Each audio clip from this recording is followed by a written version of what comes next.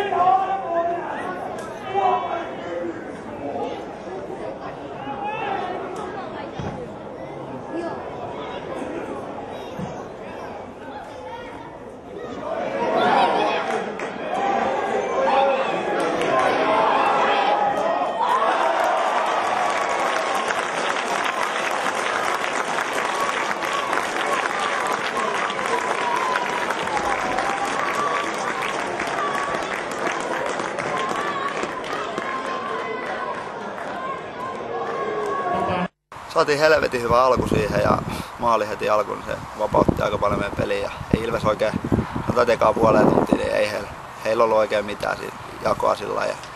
Aika pitkälti perustui siihen, että Ojaperä tai Salli tai Poukka hakkas Mäkelä päähän palloon ja sitä kautta pyrkivät sitten yhden kerran Mäkelä karjosi, mutta Late otti tosi hyvin kiinni ja toinen maali saatiin kanssa aika alkuun. Niin eka jakso oli tosi hyvä peli, viimeiset 50 minuuttia lukuun ottamatta, siinä vähän herpaantui, mutta muuten ihan sellaista. Ja toinen jakso pelattiin ihan taktisesti, suht kypsähti ja ei ollut missään vaiheessa kauheat hätää. Et muutaman paikan pojat sai, mutta pystyttiin hoitamaan ne sillä, että ei siinä suurempaa hätää ollut. Ihan luottavaisin mieli oli periaatteessa koko peliajan.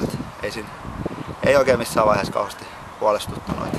Otettiin omaa ja pelattiin taktisesti tosi hyvin. Et ei ehkä ollut pallollisesti sitä mihin parhaimmillaan pystytään, mutta tällä kertaa jouduttiin vähän painimaan, mutta näytettiin, että pärjätään siinäkin.